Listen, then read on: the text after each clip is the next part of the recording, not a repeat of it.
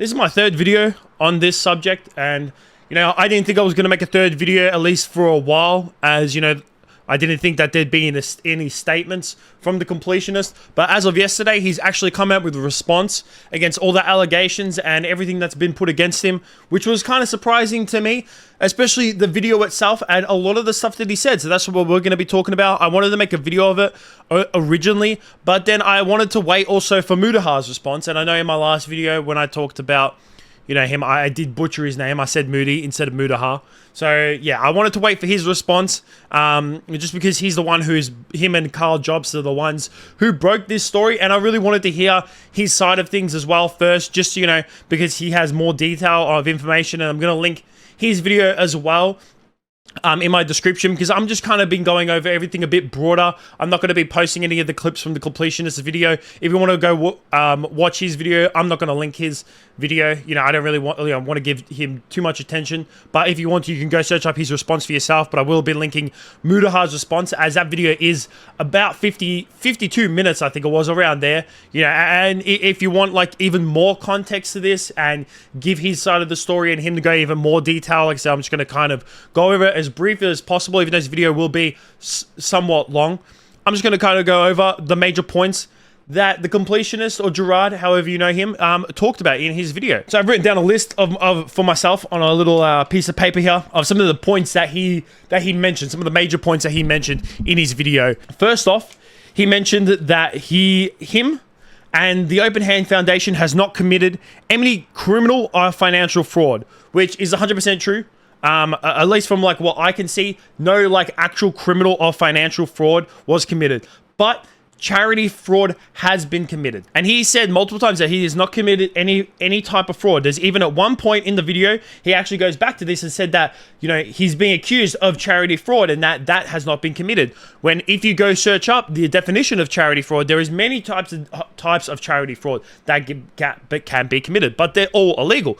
And this one is the one that he has committed. The second most common type of charity fraud is misrepresentation of an organization's charitable status in order to solicit donations from individuals or businesses is also a common type of charity fraud. This can involve claiming to be a registered charity when the organization is not, making false statements about the percentage of donations that will go to the charity cause, or failing to disclose details about how the donated money will be used. There is so many times and there is so many clips of Gerard where he has said, you know, the money is going to this cause, the money is going to, yeah, he names so many different causes during the time that he has run the Open Hand Foundation and, you know, ran Indieland, which is the main source of income that they get for the Open Hand Foundation, saying that, you know, we are working with so many different charities. This is where the money's going to. All the money that, you know, you are donating through charity, through Twitch bits, through this, through that, every single cent of it is going to charity, where that is flat out a lie, as during that time, the money hadn't been donated at all. Not 1 cent had been donated. And also at one point in this video, he also talks about the fact that, you know, a lot of the Twitch bits and Twitch donations and stuff like that, and, you know, Twitch subscriptions, it actually like unbalanced everything because they had to use a lot of that for expenses, and that was not disclosed, saying that, you know, some of the money that you will be donating will have to go to expenses, because that's fair enough. If he had come out and said some of the money has to go to expenses, that's fair enough, because to run a charity event, you know what, even though it's non-for-profit, it still costs money. You know, to run a charity event, everything costs money. Unfortunately, that's just the way it is. And sometimes, you know, if donations are made, sometimes a little bit of that donation has to be taken out for expenses. And I think if you're absolutely transparent with that, that is fair enough. But you were not, and that is clear charity fraud. Thankfully, though, the one thing that is good out of this video is that the money has finally officially been donated. $600,000 has been donated, but yet again, it did take over 10 years for this money to be donated, which is absolutely way too fucking long. There's also points in the video where he provides info on his mum and also links the autopsy, saying that about how her brain and her spinal cord were actually, like, you know, donated to charity. I think that, you know, that is very nice, but I think that's just, you know, trying to, you know, play the victim a little bit and trying to get a little bit of sympathy from people who are watching his video. One good thing as well is that Gerard said that he is actually stepping away and he is no longer a part of the board of the Open Hand Foundation, and also that, you know, Indieland going forward will no longer be a charity event. It would just be an event to, you know, publicize and give, you know, the light to a lot of indie games, which, you know what, it is good. I do not think that any point in the future, Gerard or the Completionist, however you know him, should not be in charge of any type of charity, because it's obviously showed in the past, well, the present and past, that he is incapable of running a charity and running a foundation. When it comes to a lot of the money that has also, you know, that wasn't donated, and, you know, Mudahar and Carl talk a lot in their videos, and even I've talked a lot, talked a bit in my videos as well, mentioning about how, you know, a lot of their tax filings were done incorrectly. And then Gerard goes against that and says that they actually got an audit done back in 2014, and the IRS showed that every single one of that their tax files were completed. That's cool, but that was back in 2014. That was 9 years ago. What about an audit for 2015, 2016, 17, 18, 19? There is so many more years after that since 2014. So to me, I feel like, you know, that point right there is just, it doesn't matter. It's almost like a, you know, an empty statement.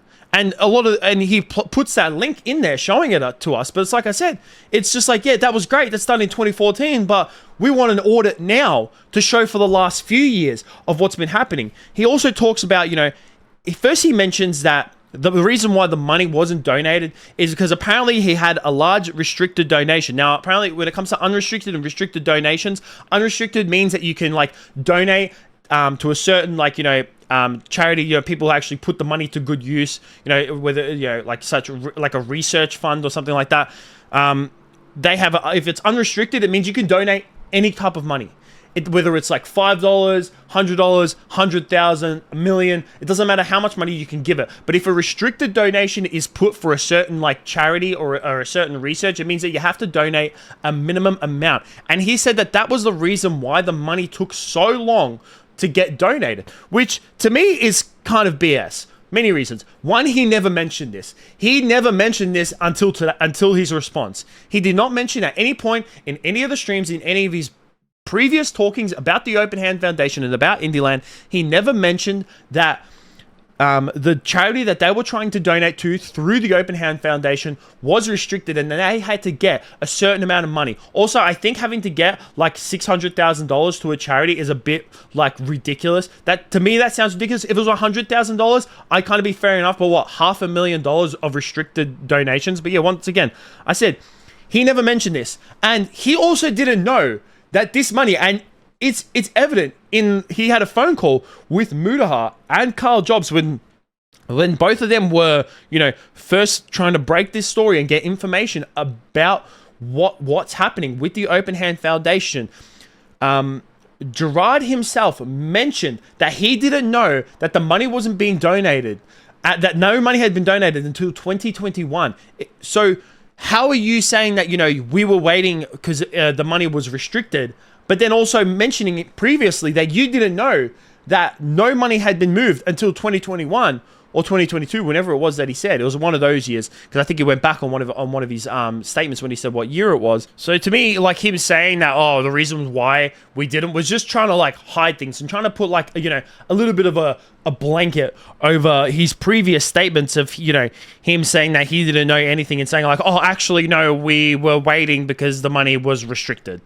To me, that's just a whole load of fucking BS, and him just trying to, you know, cover his previous footsteps. There's also, you know, expenses. He mentioned that they had an expenses of, over the last 9 to 10 years, of $178,951.17. I don't think that any of these expenses in any of their tax forms, and, like, when I've looked through it, Mudahar's looked through it, and Carl Jobs has looked through it, and if you want to go look through it yourself, and I'd love to show certain parts as well, like on my screen, of, like, you know, things that I'm talking about in terms of their tax filings. But for some reason, and I've tried to get it on my phone, I've tried to get it on my computer, hopefully by the time of me editing this video, I'll be able to show you. But if you want to go look at their tax filings so you can, you know, kind of confirm for yourself and not just go off my word of things that I'm talking about, you can go on ProPublica so projects.propublica.org and search up the Open Hand Foundation, and you can find every single one of their tax filings since 2014. Every single one of their tax filings that has been done since 2014, you can go and see. Also, one thing that Gerard mentions as well, and was a big point about Mudahar and Carl Jobs talking about, was how, the Open Hand Foundation was putting themselves out as a private foundation. And when you're a private foundation, you actually have to give 5% of your earnings to the government. And at no point did they give any of that money to the government. And Gerard, in his response, came out and said that no, the Open Hand Foundation was originally founded as a private foundation, but because then they wanted to move to doing stuff like for Indieland, they moved to a public foundation. And they actually have a statement here. And the statement itself says that, they don't have to, on their tax filings, they still have to mark themselves as a private foundation until the 60-month period ends. And that 60-month period ended on December 31st, 2020. But also in the tax filings as well. And like I said, I'd love to show this on my screen, but unfortunately tax filings are not coming up for me. I can't download them at this point in time. I don't know why I've even tried to look at other of them, so you can go look at yourself. But in the tax filings, there is a little box that you have to mark mentioning that you were in a 60-month period of you transitioning from a private foundation into a public foundation. And also when the 60-month period ended in 2020, in the last two recent tax filings that they have put through, they are still marking themselves as a private foundation. So they are obviously doing something wrong there as well. There's also money that was unaccounted for in the golf tournament. Gerard kind of mentions the golf tournament a little bit, but he doesn't really go into too much detail. He mentions that expenses were put in from the golf tournament, but where are those expenses? We're not getting all the accounted for money in these tax filings for the golf tournament. You have to mark everything in your tax filings separately. You have to mention where every single little bit of money is going to and coming in. So if expenses are going to a golf tournament, you have to mention that. If they're going into Indieland, you have to mention that. If you're getting money from Indieland, you have to mention that. If you're getting money from the golf tournament, you have to mention that. But they are obviously not done that properly. One thing he also did mention is that money was not being used for personal benefit. I 100% believe that. I definitely think that, none of the money was used for personal gain. That I feel like I can take his word from it, and I will give him the benefit of the doubt that none of the money was actually used for personal gain. I will 100% take his word for that. To me, this is just a whole load of they just mishandled everything, and they didn't really know. They really wanted to do something good, but they didn't know how to. And it's just unfortunate that they didn't know how to run an actual charity. But you know what? If you don't know how to do something, you should do your research first on how to do it instead of jumping straight into it, because that can leave you worse off than before. And if it took you longer to start up the charity, to get everything going, that's absolutely fine. Take that a year or two before actually opening up the charity to realize what elements go into running a charity, instead of just collecting money and thinking that it's magically going to get, given to other people and thinking that other people will do things for you. And then obviously, clearly near the end of the video, Gerard gets extremely fired up, and you can see it in his facial expressions. He tries to keep himself calm, but you can see that he gets slightly worked up and he's slightly annoyed about, Mudahar and Carl Jobs, supposedly, deforming his character and, putting out false allegations against him, and that Gerard is saying that he's actually going to try and sue Mudahar and Carl Jobs. This guy has absolutely no ground on being able to sue Carl Jobs and Mudahar for defamation, because that is obviously the type of case that would be brought against Mudahar and Carl Jobs for this. This would be a defamation case,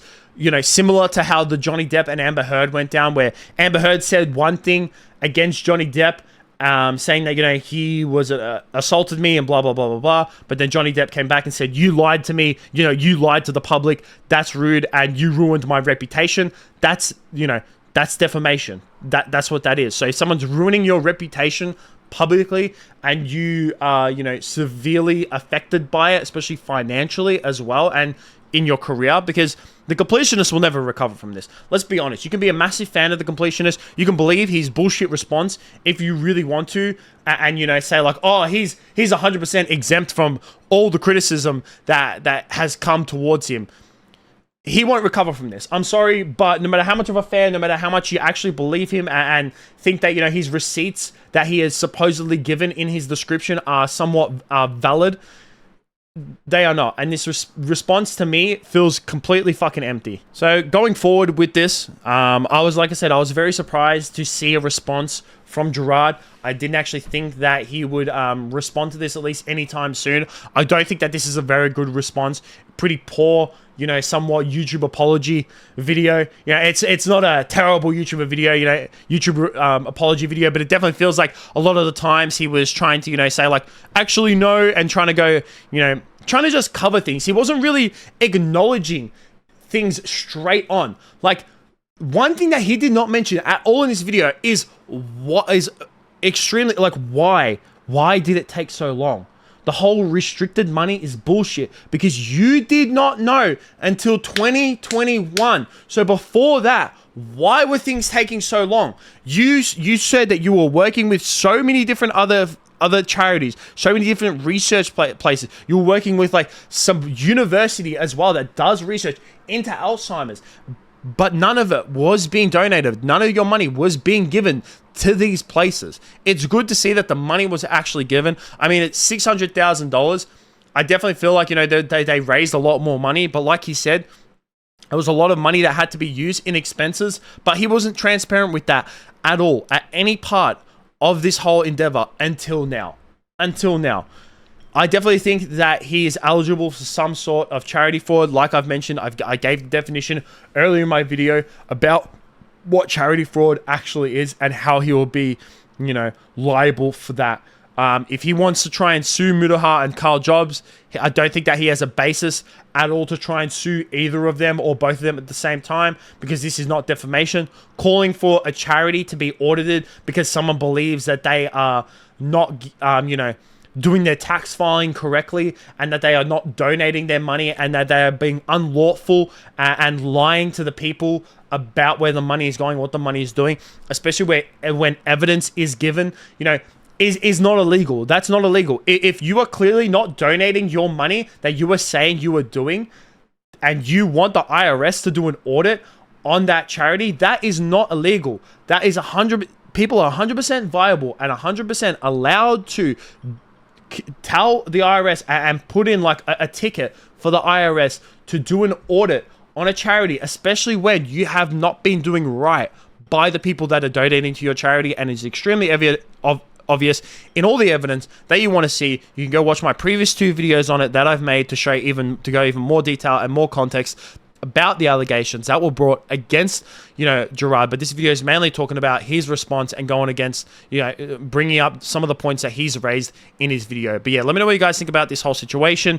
Do you take Gerard's response? Do you like it? Do you not like it? Do you respect it? Whatever. I want to hear your opinion on his response and this whole, you know, whole entire thing altogether. But that's it from me. Peace out.